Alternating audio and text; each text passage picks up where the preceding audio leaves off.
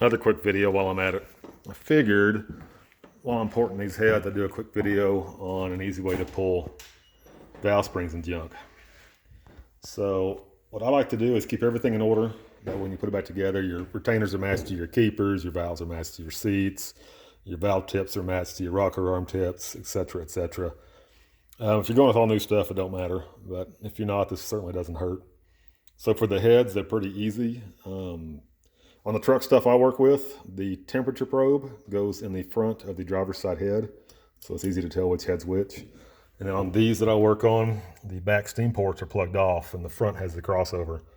So we got front temperature probe on the driver's head and then the back blocked off steam port, so you know which head's which. Super easy. I just get cheap boxes, label them front, poke holes in with a screwdriver and start dropping valves in it. Same thing with the push rods. And my rockers are still on their stands. Driver's passenger.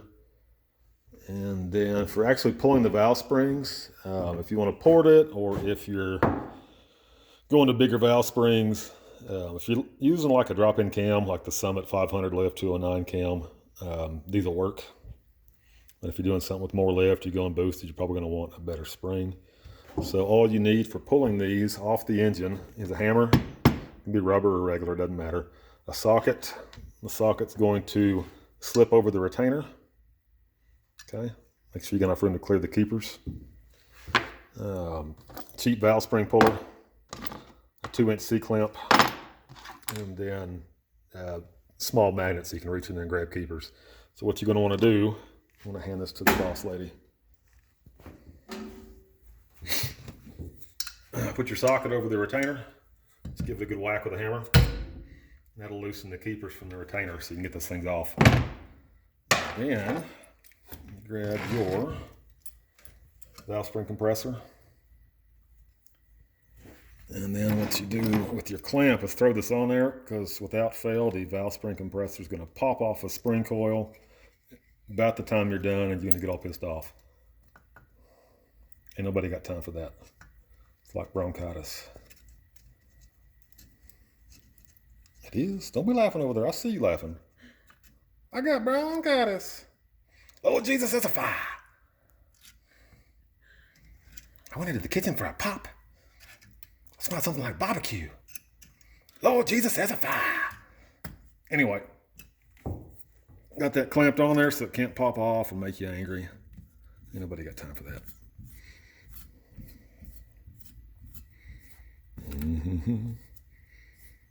This one feels kind of wonky. We'll see if it comes off or not.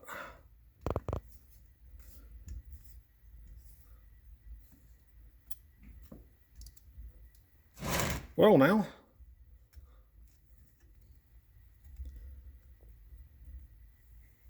The other thing you're going to want to do, you zoom in on that baby, you can see the keepers moving on the valve stem. See it? So it's loose. What you need to do now, stay where you're at. Grab your hammer, stick that up underneath the valve you're working on so it'll stay pushed up in the head. I haven't pulled this valve yet, moron. All right. So almost enough room there to pull these keepers out. That looks good. Grab your handy dandy magnet. Reach in there. Snag some keepers. If you've got it compressed enough, which I don't.